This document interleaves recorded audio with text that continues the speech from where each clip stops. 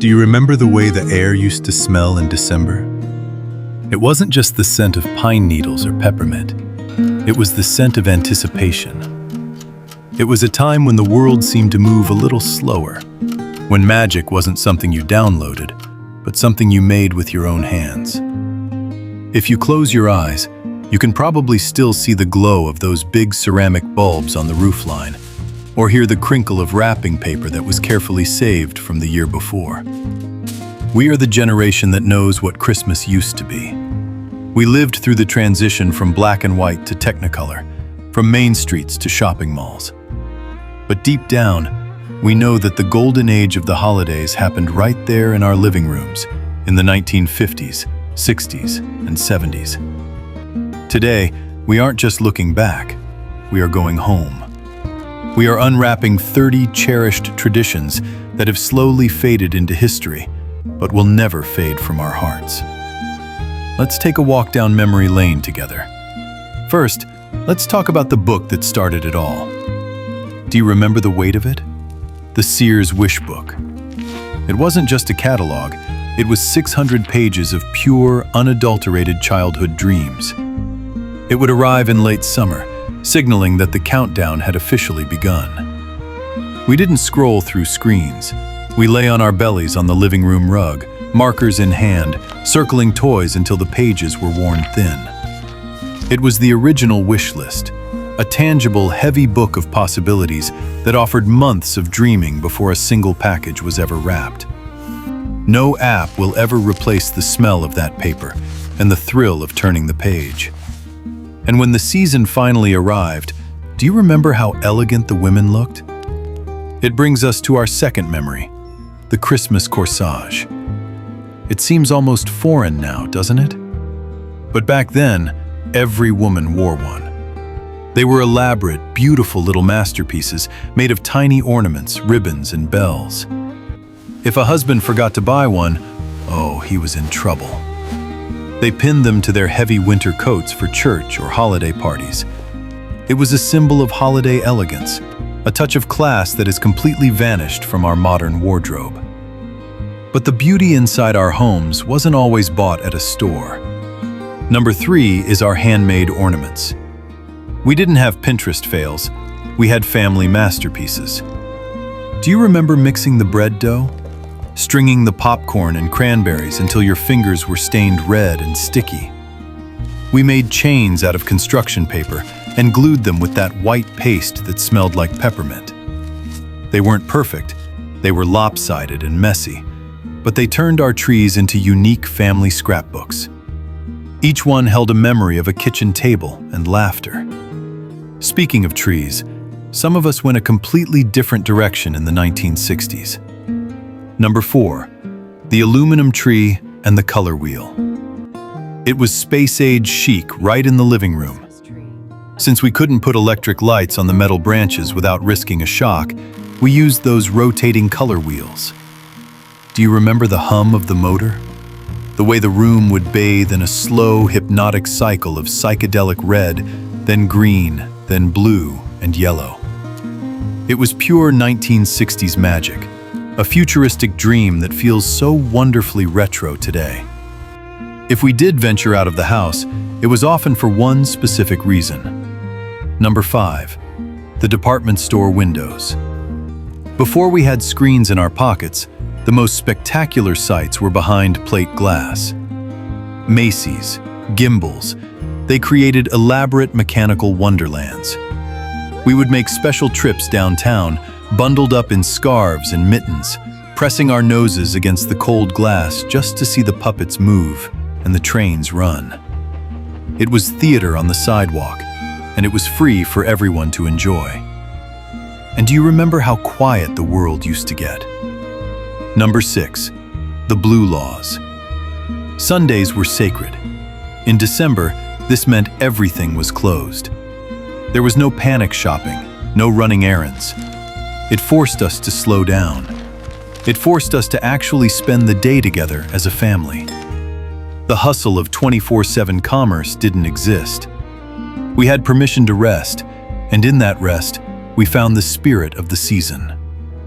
But if you wanted a white Christmas inside, You had to get your hands dirty.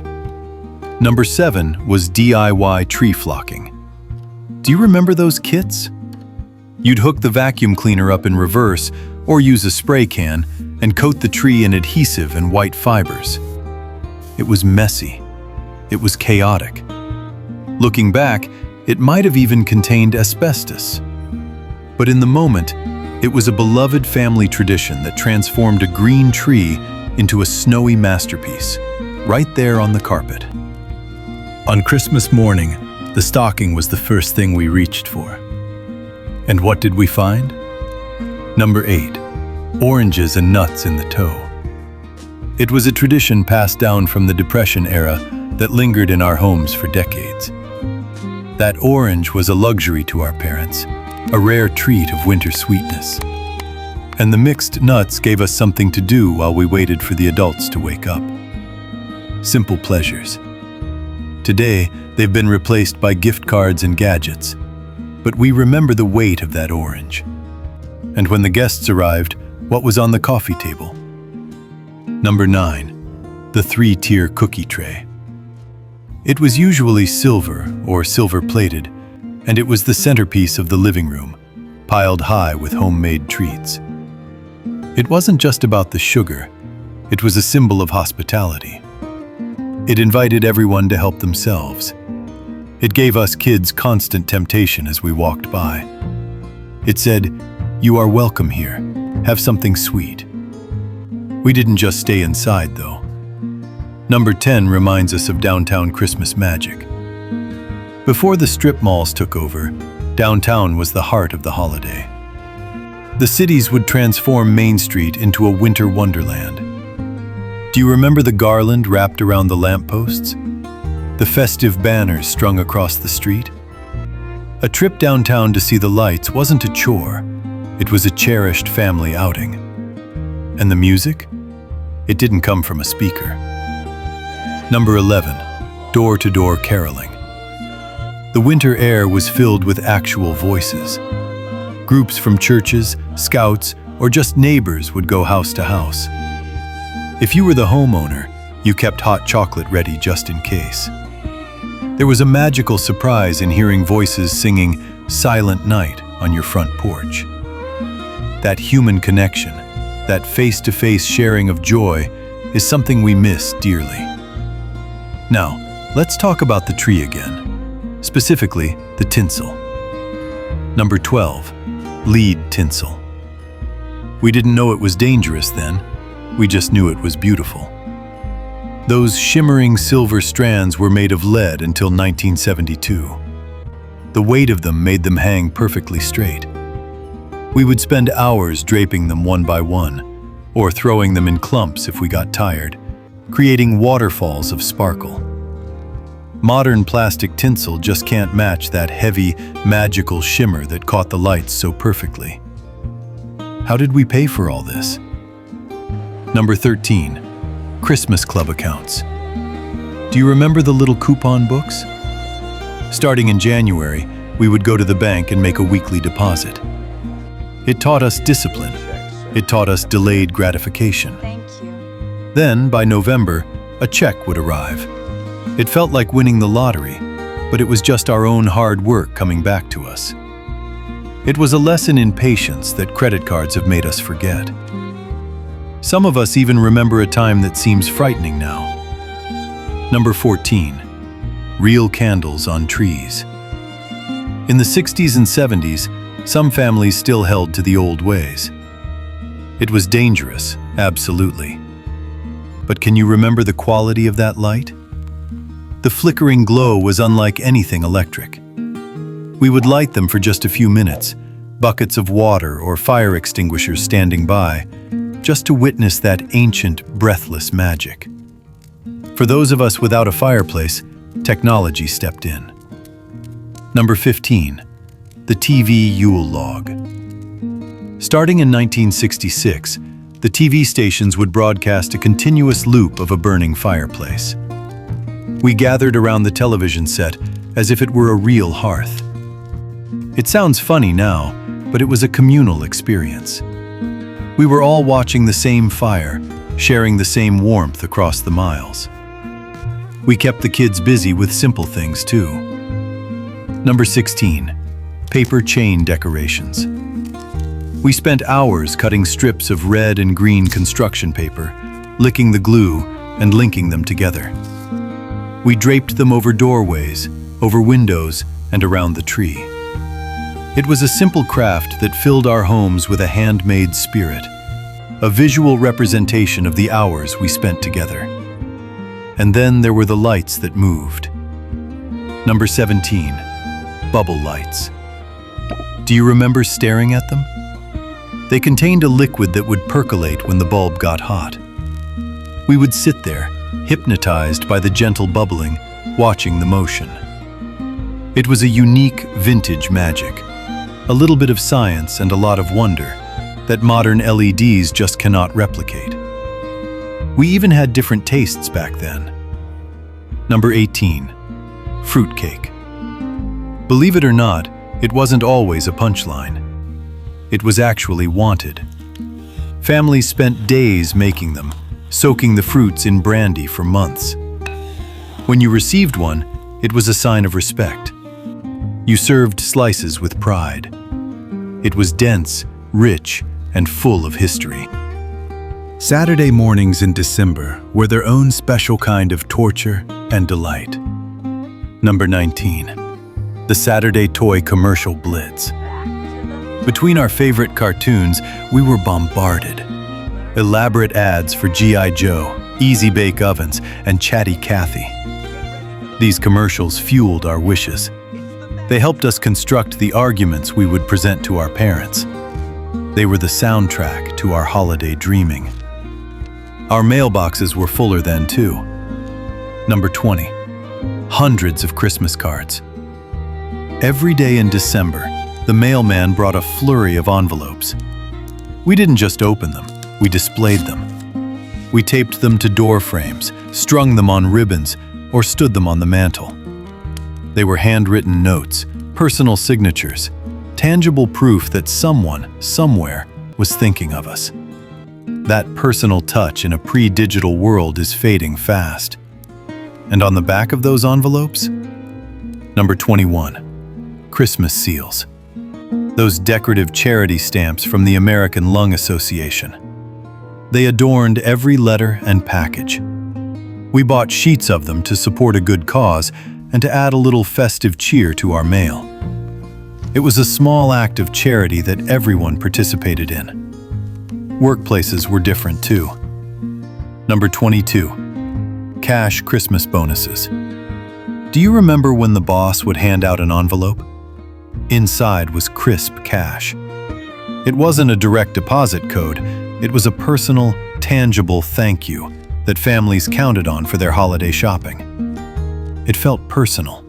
It felt real. And the parties. Number 23, mandatory office parties. And they weren't optional, they were career critical. But they were also lavish. Open bars, live bands, formal attire. We saw our colleagues let their hair down. The stories from those parties became office legends that lasted all year. It was a time when work and life blended in a celebration of the year's end. Under the tree, there were gifts that would shock people today.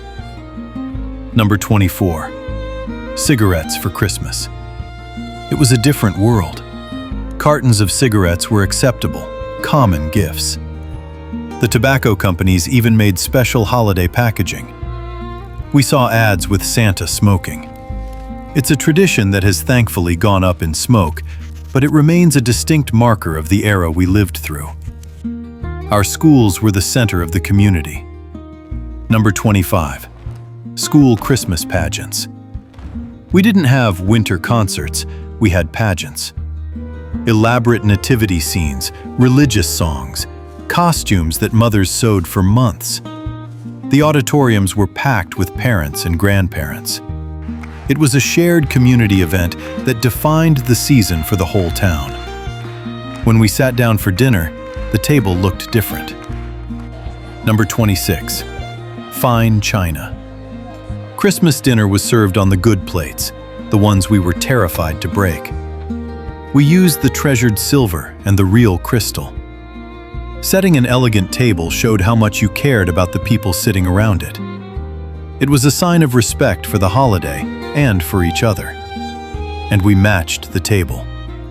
Number 27, dressing up. We wore suits, ties, and velvet dresses. We dressed up for dinner, and we dressed up for church. You wouldn't dream of wearing jeans. Getting dressed up was part of the celebration. It made the day feel different from every other day of the year. Outside, the lights were simpler. Number 28, big bulb simplicity. We didn't have light shows set to music.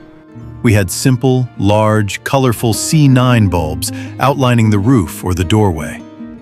They were hot to the touch and bright in the darkness. The decorations were minimal and elegant. There was an understated beauty in those big, painted bulbs that today's chaotic displays often miss. Inside, on the floor, was a mechanical marvel. Number 29, train sets under the tree. The electric trains circled the base of the tree in living rooms across America. The smell of the ozone from the tracks, the sound of the whistle. Some families built elaborate villages. It was a beloved tradition, often more for the fathers than the sons, that is now mostly seen in museums. Finally, number 30. The unsung heroes of Christmas Eve. All-night toy assembly. Parents stayed up until dawn, battling with instructions, wrenches, and sheer exhaustion to assemble bikes and playsets. It was a rite of passage, a labor of love. We did it so that when the sun came up, the magic was ready. Now, we pay strangers or buy things pre-assembled, but there was a specific kind of love in those bleary-eyed Christmas mornings. From aluminum trees to handmade ornaments, from cash bonuses to Christmas corsages, these 30 traditions defined the holidays for our generation. They may have vanished from the shelves and the streets, but they haven't vanished from us. The memories remain, reminding us that the true magic of Christmas wasn't in the presents we unwrapped, but in the moments we shared and the traditions we built together. What about you? Which of these tugs at your heartstrings the most? Is there a smell, a sound, or a specific ornament that takes you right back to your childhood living room? I want to hear your story. Please, tell me in the comments below, which of these vanished traditions do you miss the most? If this journey down memory lane brought a smile to your face or a warmth to your heart, please consider subscribing to our channel. We have so many more memories to share, and we'd love for you to be part of our family. Merry Christmas to you, and here's to both our old memories and the new traditions we create today.